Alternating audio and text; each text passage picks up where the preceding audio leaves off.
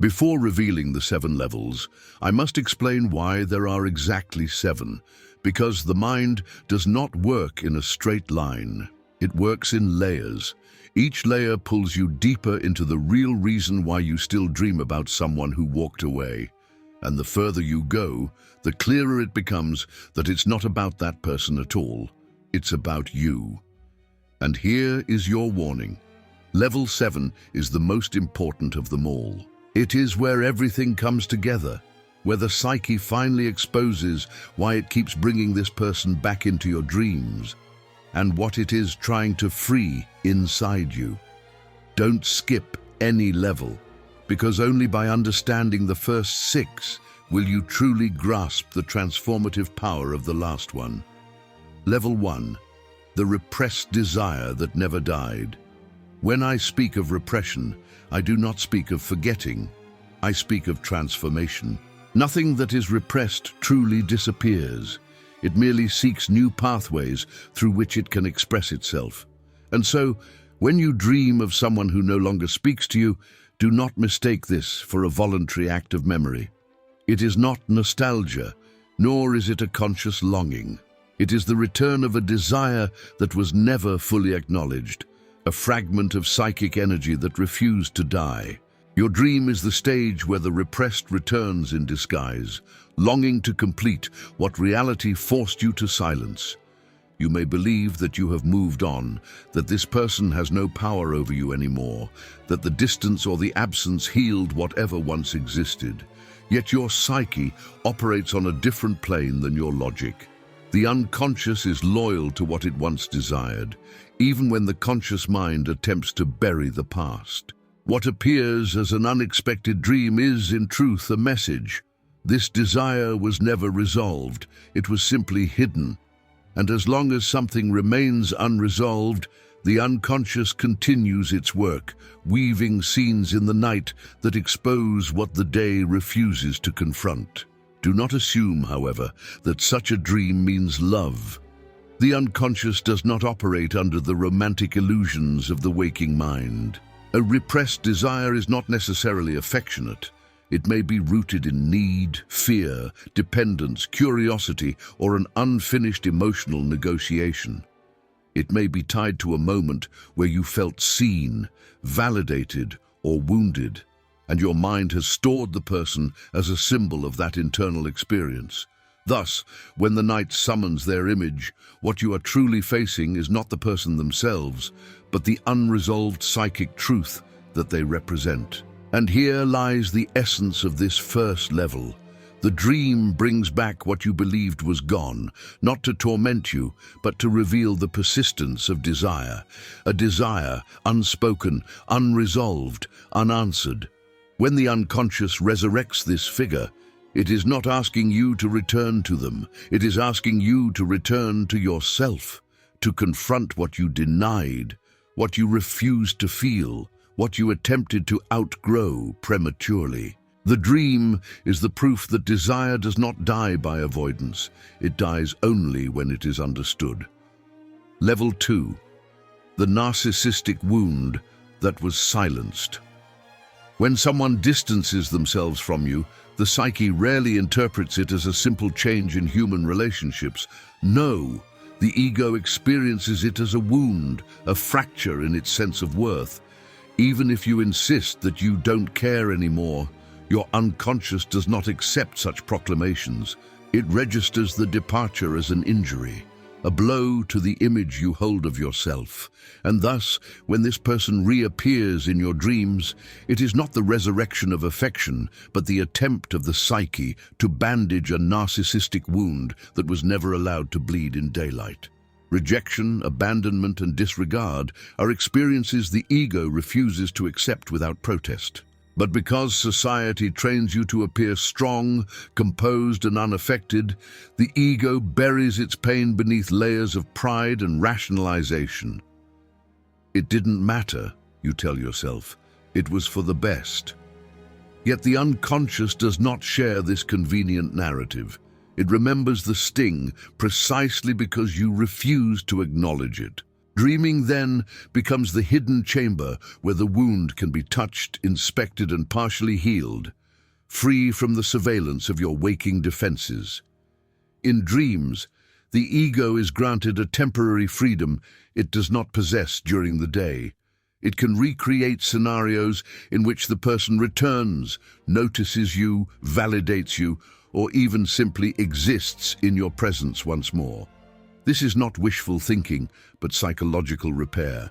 The dream attempts to re-establish equilibrium, to restore the self-image that was destabilized by rejection. In the nocturnal theater of the mind, the ego reclaims the dignity it lost in reality. It seeks not the person, but the emotional symmetry that was broken when they walked away. Thus, understand this: dreaming of someone who left you is often less about the person and more about what their departure inflicted upon your inner world. The unconscious uses their image as stitching for a wound you refuse to acknowledge. The dream is a psychic bandage, imperfect, symbolic, but necessary. It is the mind's effort to reassemble the self that was silently damaged. And until that wound is truly understood, the unconscious will continue to summon the figure who caused it, not to reopen the pain, but to attempt its completion. Level 3. The emotional ghost that searches for closure. When a relationship or bond ends abruptly, the unconscious refuses to accept the unfinished nature of the experience. The psyche does not tolerate open cycles. It seeks completion, coherence, and narrative closure. Thus, when you dream of someone who is withdrawn from your life, it is not the individual who returns. It is the unresolved story. The dream resurrects them as an emotional ghost, a symbolic presence summoned not out of longing but out of necessity. Your mind longs not for the person, but for the conclusion that reality failed to deliver. You must understand, the unconscious abhors silence. When words were left unsaid, emotions unexpressed, and meanings unfinished, the psyche creates a nocturnal space where these fragments can be reorganized. In your dream, you may speak what you never dared to voice, listen to what was never explained, or witness scenes that represent the missing chapter of your emotional life. This is not fantasy. This is psychological architecture. The dream reconstructs the moment of rupture so that the psyche may finally complete what was left suspended. The presence of this person in your dream does not indicate their importance, but rather the importance of what remained undone. The unconscious is pragmatic. It revives the image only because it is the key that unlocks the unresolved material. Through symbolic dialogues, recreated encounters, and imagined reconciliations, the dream attempts to weave an ending that your conscious self was incapable of producing. The emotional ghost exists because the narrative remains unfinished, and the psyche cannot rest until coherence is restored. Therefore, when you dream of someone who stepped out of your life, do not mistake the dream as a sign of desire or weakness. It is, instead, the unconscious trying to free you. It invites you to conclude the story, to touch the loose threads of what was left behind, and to finally sew them together. The dream is not bringing the person back. It is bringing you back to yourself, to the part of your emotional world that still hangs in suspension, waiting to be resolved. Level 4. The identity you built around that person. When an individual enters your life, they do not merely occupy a position in your external world. They begin to carve a space within your psychic structure. You form gestures, emotions, expectations, and even pieces of your personality that are shaped in relation to them.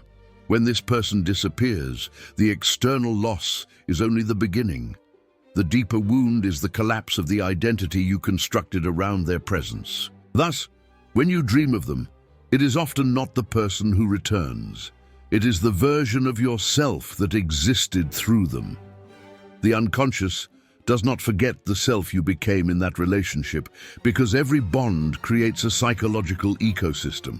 You may have felt more confident, more desired, more valued, or even more fragile while connected to that individual. Regardless of the quality of the dynamic, the relationship served as a mirror, reflecting back parts of you that otherwise might never have surfaced. When the person departs, the mirror is shattered and you lose access to those facets of your own identity. The dream then reconstructs the mirror so that you may see yourself once again. Dreaming of this person, therefore, is not necessarily a sign of longing or unresolved desire toward them. Rather, it is the psyche searching for the self-portrait that vanished with their absence, the unconscious attempts to retrieve the lost identity, the emotional stance or inner character that was once activated only in the context of that relationship. In the dream, you are not pursuing their image. You are encountering the version of yourself that you fear has disappeared permanently. Thus, when the dream stages their return, it is offering you a chance to reclaim what you believe was taken from you. Not the person, but the self that you once were. The unconscious, with its remarkable craftsmanship, uses the figure of the other as a symbolic tool to recover fragments of your identity. The dream becomes a psychological workshop where you rebuild the parts of yourself that collapsed with the goodbye. And in doing so, it reveals a profound truth. Sometimes the deepest loss is not the person who left, but the version of ourselves that we believe we can no longer access without them. Level 5. The unrecognized grief that turned into a symptom. When someone withdraws from your life, the experience does not always manifest as the dramatic grief we associate with loss. Instead, it often forms a subtler, quieter wound, what I call a micro-mourning.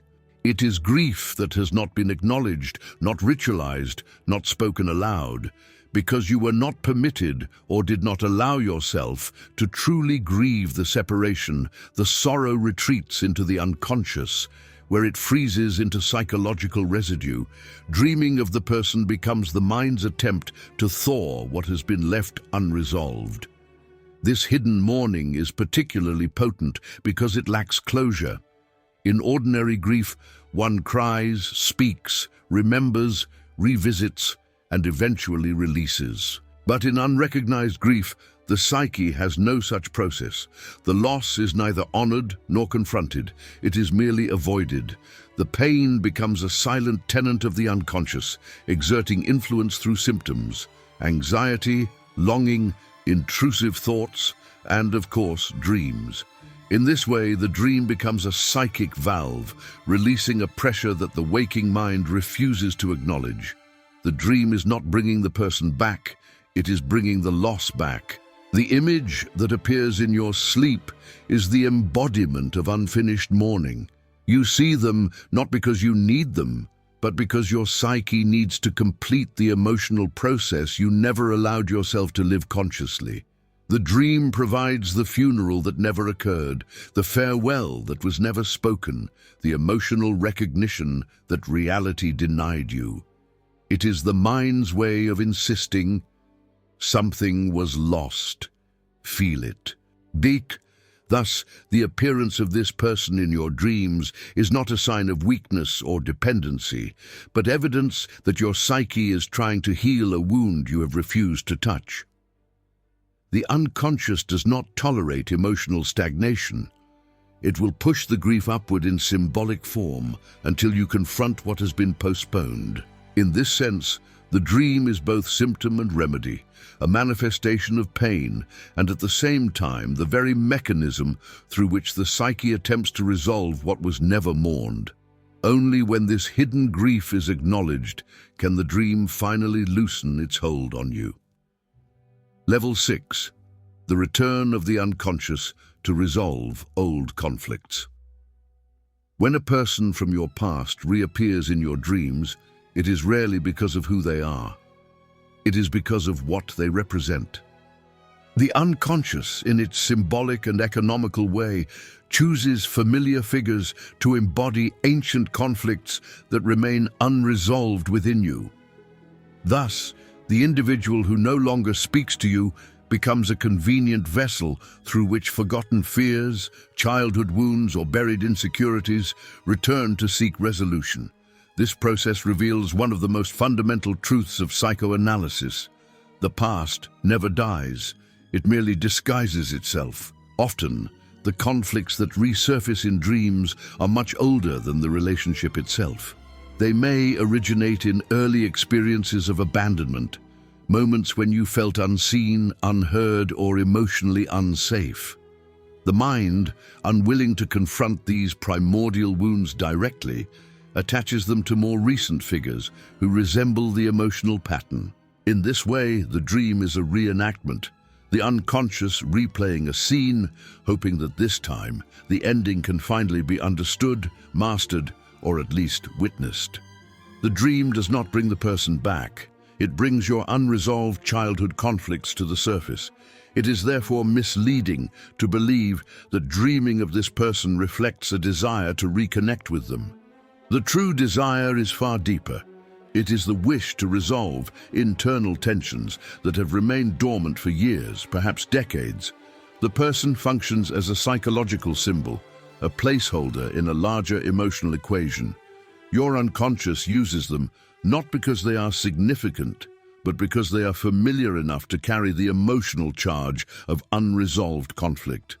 They are, in essence, a mask worn by your oldest fears. When I say the dream is about you, not about them, I mean that your psyche is attempting to close a chapter that predates the relationship entirely. The dream acts as both message and messenger. It points to the unresolved tension, and it provides the stage upon which that tension can be replayed. By recognizing this mechanism, you free yourself from the illusion that the dream is calling you back to a person. Instead, it is calling you back to yourself, to the conflicts you must finally face, understand, and release. Only then does the unconscious retreat and the dream lose its power over your nights. Level 7. The psyche's final attempt to free you. At this final stage, I must tell you something crucial about the psyche. It never insists on bondage. Even when it repeats, remembers, and resurrects what hurts, it does so with the deeper intention of releasing you. A dream in which a distant person returns is not an invitation to reopen an old door. It is often the psyche's final effort to close it properly. The dream places you again in front of the unresolved experience, not to recreate the past, but to free you from it. Your mind is trying to complete the emotional gesture that reality interrupted. In many cases, the unconscious recreates the figure of the one who left as a symbolic threshold. When you meet this figure in your sleep, what you are truly encountering is the unfinished work of mourning, acceptance, and separation. The dream repeats the scene, yes, but notice how it subtly modifies the emotional script. Sometimes you speak what you never spoke. Sometimes you feel what you never allowed yourself to feel. Sometimes you witness the person fading, dissolving, or stepping away. These are not coincidences. These are psychic operations designed to loosen the last knot. I have observed countless times that the psyche often gives the illusion of return right before it chooses release. It is as though the unconscious says, "Let me show you this one more time," not to bind you to it, but to remove its power.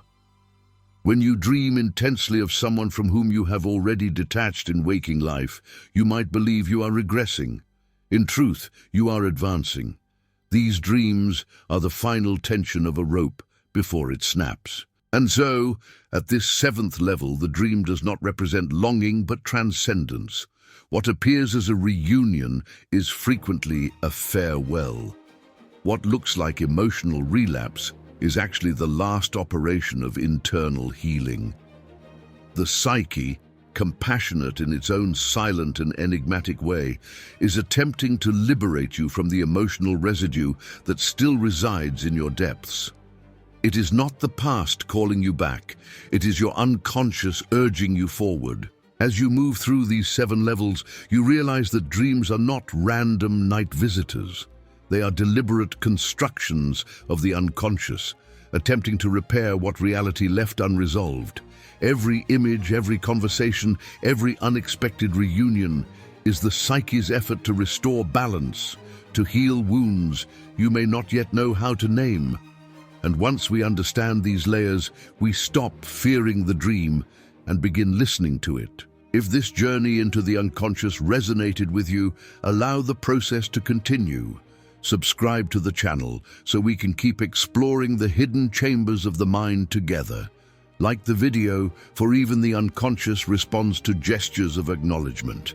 And leave a comment sharing your own experiences, because as I have long taught, what is spoken begins, at last, to be released.